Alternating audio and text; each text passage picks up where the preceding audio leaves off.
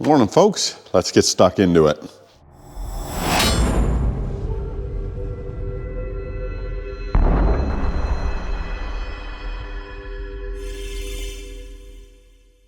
Getting to the real pointy end now. Time to remove this sound deadener. It's got 3 10mm bolts holding it on. One there, one down here. And the last one is tucked way down here in behind the brake booster. There's a little breather hose here on the back of the rocker cover that's got to come off as well. All right, this sound deadener is fused to the top of the rocker cover. It's coming, but it's not happy about it. Okay. This is the area that it was fused. You can see that it's actually got material that's been peeled off here, and that's now stuck to the rocker cover.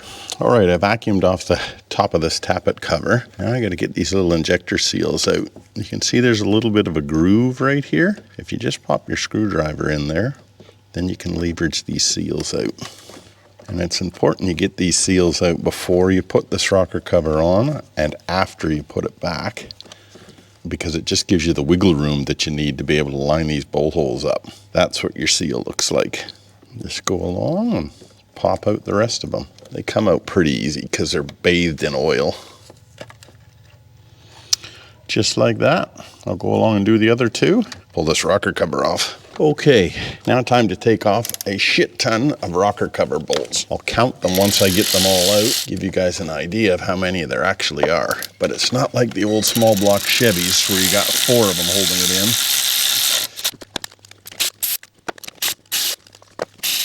it in. Some of these rocker cover bolts are actually a little bit easier to get to with a ratchet spanner down in the wheel well area. Remember that? That's the rag covering the dipstick. There's one. All right, I've got off all 18, yes, 18 bolts holding this rocker cover on.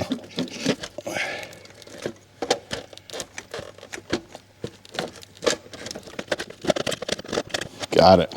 Have a look at the internals there. Look how clean that is. And even where there's a little bit of black stuff, it just wipes clean off. It's not baked on at all. I said it before, I'll say it again. I put that down to oil interval changes of 5,000 kilometers. Cams look perfect, no wear on them. All right, very happy with how the internals look, but that's not what this is about, right? So the first thing I'm going to do is I'm going to drop a rag right here, because I'm worried when I pull that gasket off that it's going to send shit into the motor. I'm not worried about the bottom side, of course, because I got gravity working for me there. But this top side, gravity is not my friend. All right, let me carefully pull this gasket off now. Alrighty, now another small rag soaked in brake cleaner to wipe off the dust along the edge of this mating surface. The reason I've got it soaked in brake cleaner is so that the dust clings to the rag.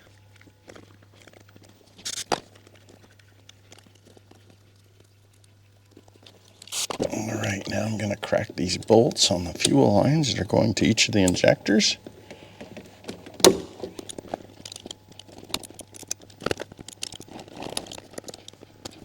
There's 5 of them. The last one is in this back corner.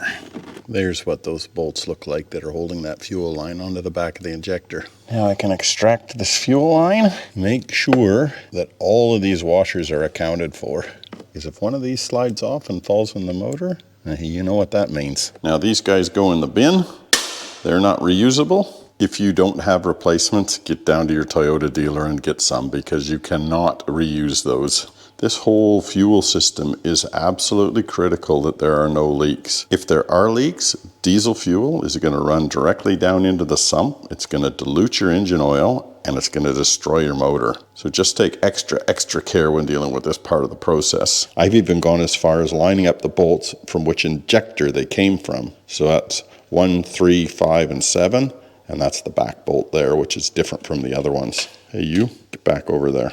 That might sound pretty anal, but I don't want to take any chances. All right, time to pull some injectors. This is what we came here for, right?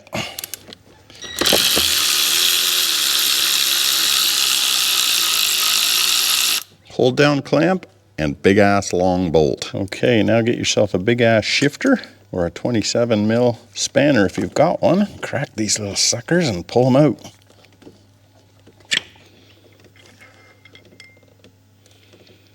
Out she comes. And look at that, the sealing washer came out with it. Hallelujah. I've got a bore scope here. I'm going to drop that down in that cylinder and have a look. All right, down we go.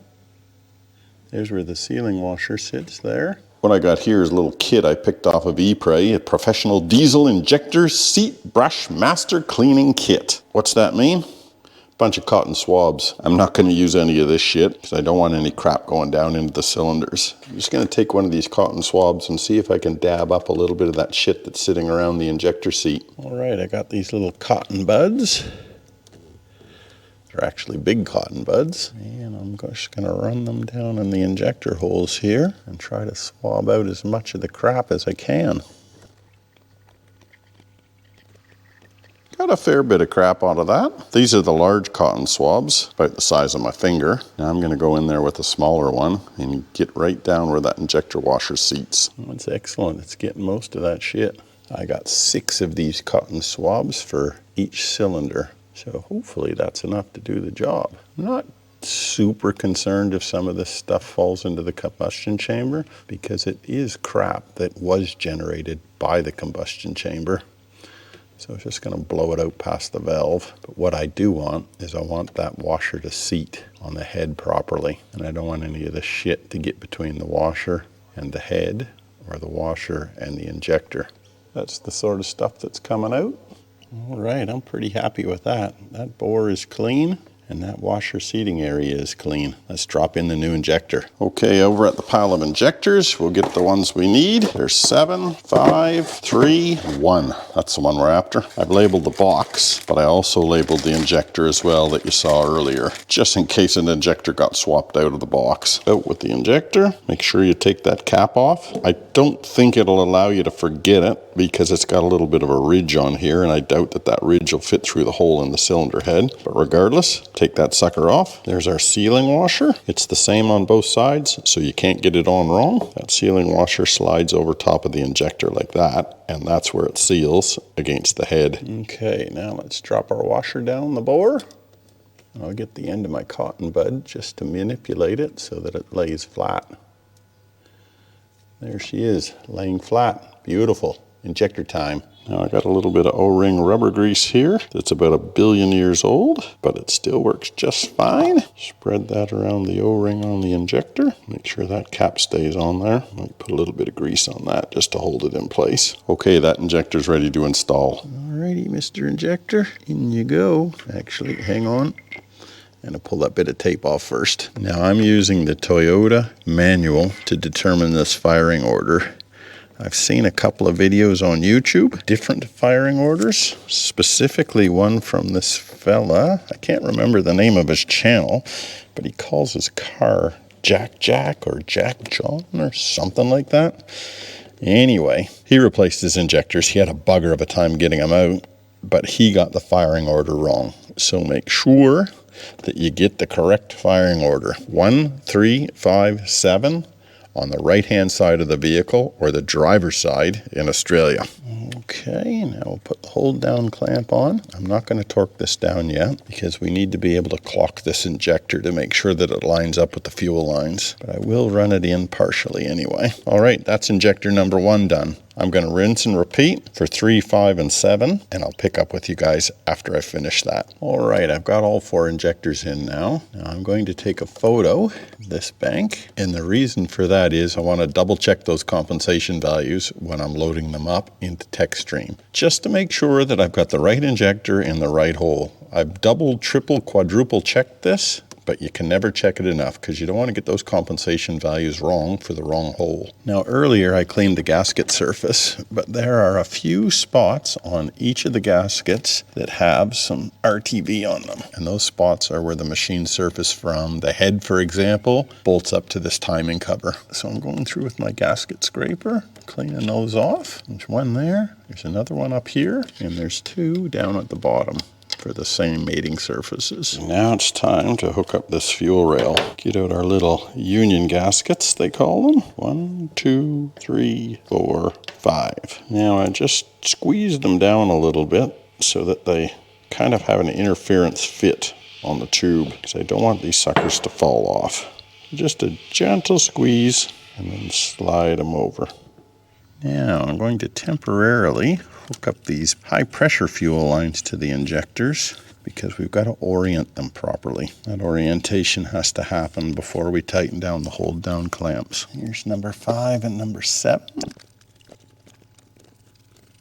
Okay, now our fuel return line, now that those injectors are all oriented properly. Okay, that fuel return line is just put in there now hand tight. The injectors are oriented the way that they need to be, because these high pressure lines are holding them in place. So now I can torque down the injector hold down bolts, and they get torqued to 25 Newton meters.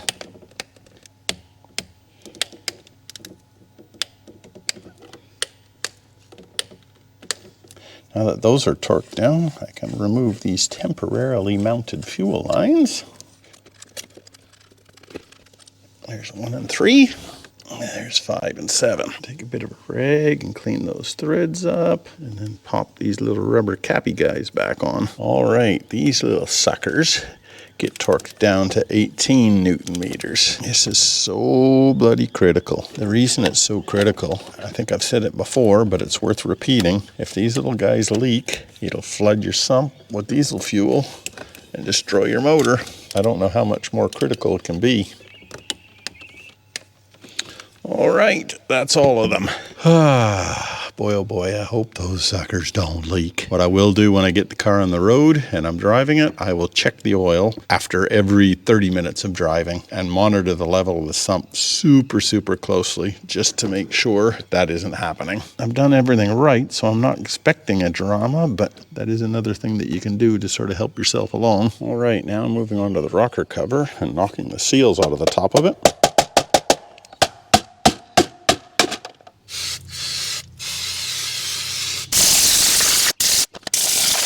That cleaned up not too bad. All right, now time to replace those seals. There's the part number if you didn't get it earlier. And just put a little wee bit of oil around the perimeter of these and push them into the rocker cover. That one went in pissed, so I'm going to push it back out. Let's try that again, this time straight on. No, don't you go pissed on me. That made him behave. Okay, now I'll pop the gasket into the groove on the rocker cover.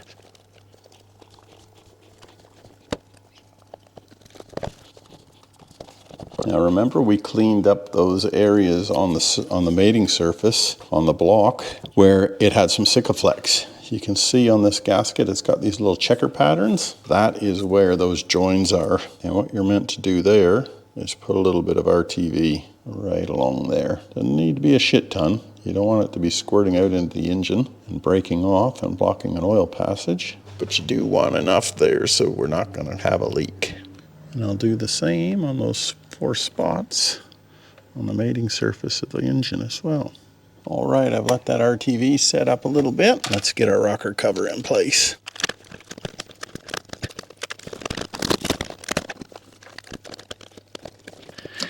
Down she goes. All right, I'm pretty happy with that. Time to run in these 18 bolts. We see you in about 6 hours. All right, all 18 bolts are in place. Now I'll just zip them down with the ratchet. Now these are meant to be torqued to 10 Newton meters. I don't have a torque wrench that goes down that low, so I am going to torque them by hand. And the way that you do these is start at the center and work your way to the outside, just like you would a cylinder head. All right, that's now all torqued down in quotation marks. Now let me pull these caps out of here. I've just got a little pointy scribe to sort of stab them with. They're rubbish now, so I don't need them. Now my seal nozzle holder, according to Toyota, just put a little bit of engine oil on these and pop them in.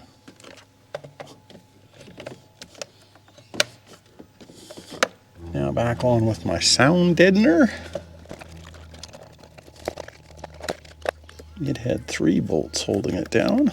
One top front, one bottom middle, and the last one bottom, which you got to get to from the wheel well. Connect up this little vacuum line back to the rocker cover. Now these little babies should fit right up because we've already pre-adjusted the placement of the injectors. And I'll just tighten these up with this flare nut spanner just to get them till they're seated. That's 1 and 3. And that's number 7. And we'll go up here onto the top side. 1, 3, number 5, number 7. Now we torque all of these guys down to 31 Newton meters.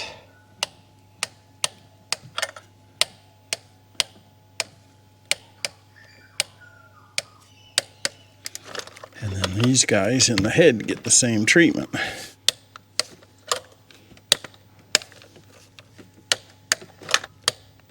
Okay, let me bolt my wiring harness loom down. It had 4 bolts holding it to the rocker cover.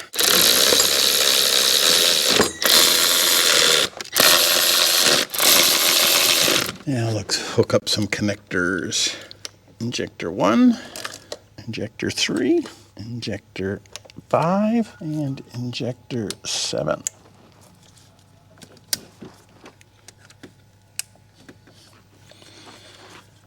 Alright, now I got that heavy little wire that goes to the glow plug rail. Pop the plastic cap back onto it. Okay, now I'm going to pop my dipstick tube in.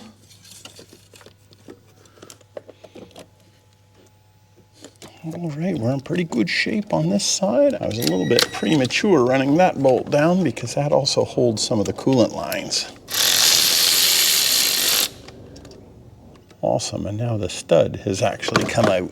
So I've got to get that bolt off that stud and run the stud back down in. When shit like that begins to happen and wears my patience thin, I pull the plug. We'll see you tomorrow. Morning, folks. Easter Sunday, back at it. That little stud that came out with the nut, I've separated the nut and the stud, run the stud back in and put it in with a little bit of Loctite. And on the right-hand side, I've put the turbo pipe back on.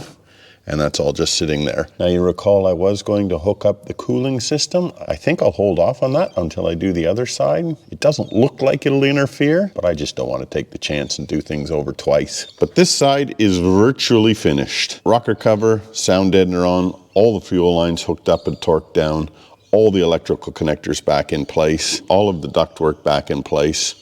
Only thing I need to do on this side is the cooling lines and refit the intercooler. Now that I've been blooded on the right-hand side of the vehicle, I'll hop over here onto the left and start it. This is going to be significantly more crowded by the looks of things. We've got the fuel delivery system over here, and I've got the main wiring harness for the engine and the computer as well. So let me hook into this and start disassembly. The first thing I'm gonna do is take a couple of these lines off of the catch can system, give myself a little bit more breathing space.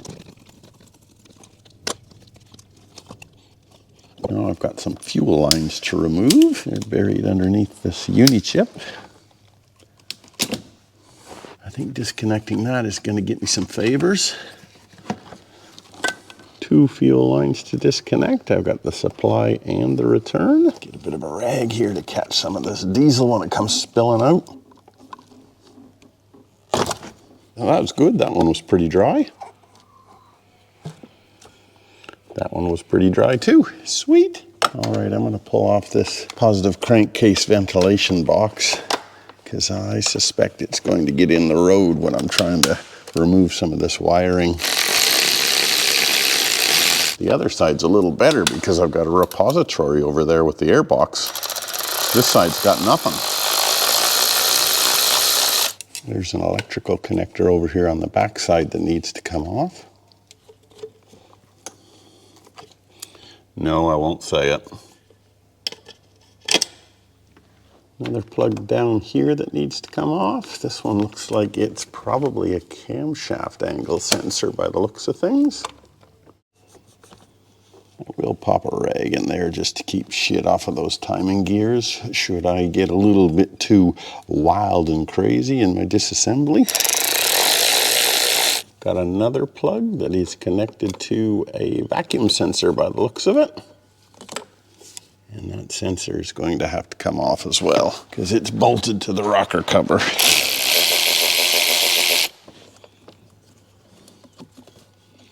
Those vacuum lines go down to another bracket, which is bolted to the rocker cover,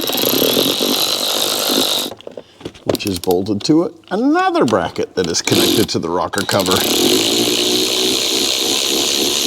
2 more loom retaining bolts right here. These ones are actually in your face. You can see them.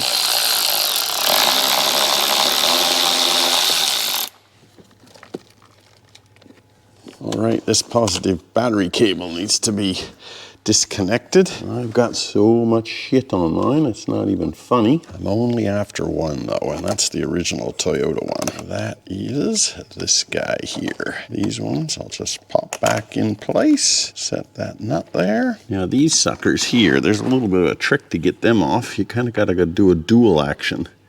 You gotta lift that tab there, just jam a screwdriver in there, and you've got to lift that tab there, both at the same time. Looks like there's actually a second detent on it that you've got to get it past. Those aren't particularly fun, but they are doable. And there's 2 more. There's one here, and there's one here up against the fuse box. All right, I have dug out my negative cable as well. There's 2 actually on the Toyota factory harness. Stand by and I'll show you. Obviously that one connects to the battery, and that little sucker connects to a 10 mil bolt on the inner guard. So now I can feed that out. Now that should allow me to pull that whole harness over the top of the motor. Here we go, got him. And here's our 3rd fuel line.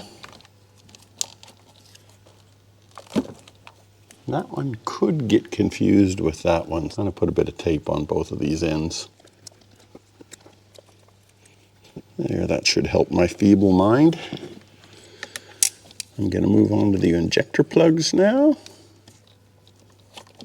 2, 4, 6, and 8. I could either take that end off or that end off. I think I'll go for the easier one, hey? Why make life difficult?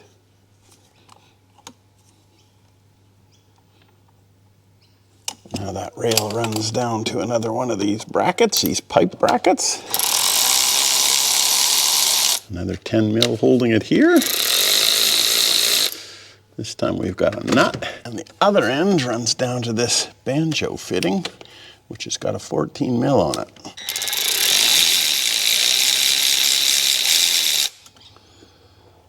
Now I can manipulate this pipe assembly out of here. And one final hurdle, number 6 injector plug is on the back of the bracket on this pipe. That's got him. All right, out with the pipe complex. There she is.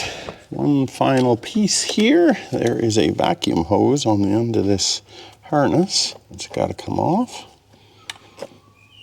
All right, that will pretty much allow the harness to lift up as high as I'm going to get it. All right, we're looking at the vacuum pump, and there's a vacuum line. Well, that come off real easy. So that's the harness cleared of the front of the rocker cover. On the back, it's hung up by this glow plug connector.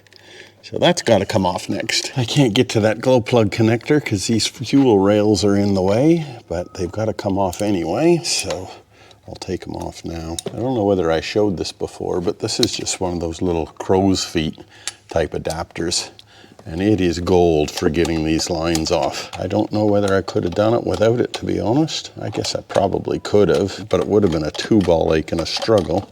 This has only been a 1-ball ache.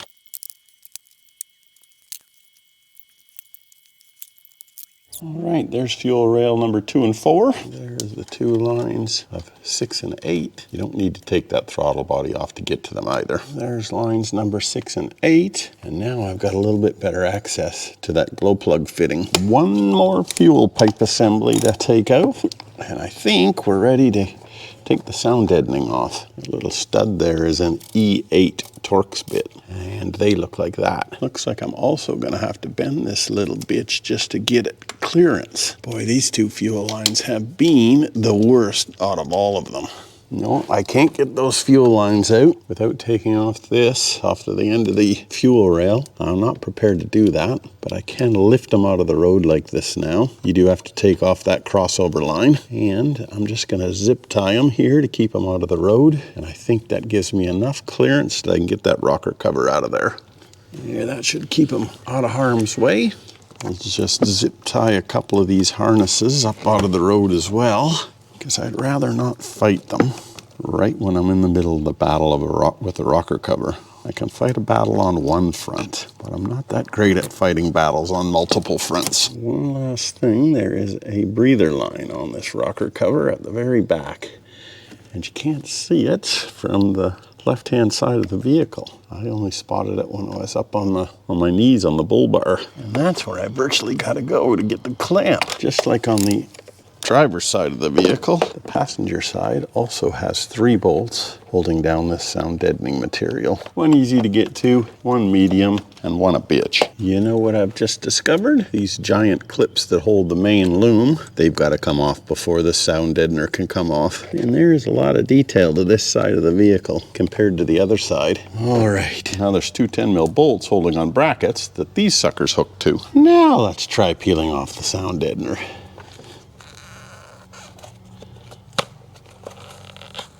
Mine's a bit stuck to the rocker cover like it was on the other side, but it is coming.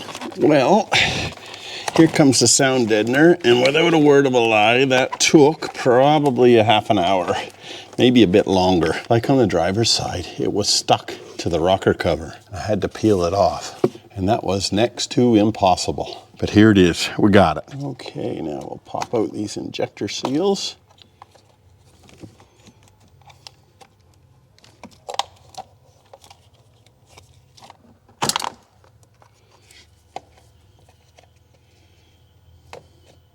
Now, undo the rocker cover bolts and take the rocker cover off. The other side had 18. Let's see what this side's got. I have successfully removed all of the bolts on this rocker cover. And let me tell you, it was not easy. You'll see instructions in the manual that says remove rocker cover. What they don't tell you is how difficult it can be. Just trying to get to some of the bolts, specifically the ones at the back of the rocker cover up against the firewall, far out, that took a lot of work. I reckon I've got an hour and a half on this rocker cover to get the bolts off. So it might be one line in the manual, remove rocker cover, but that does not tell the full story. Oh, holy shit. What a struggle. Now I'm going to do to this side exactly the same as I did on the other side. If there's anything different that I encounter on this side, I'll stop the process and video it. But if it's just straightforward and exactly like it was on the right-hand side of the vehicle, then you won't hear from me for a little bit. There's our dead gasket. All right, wish me luck.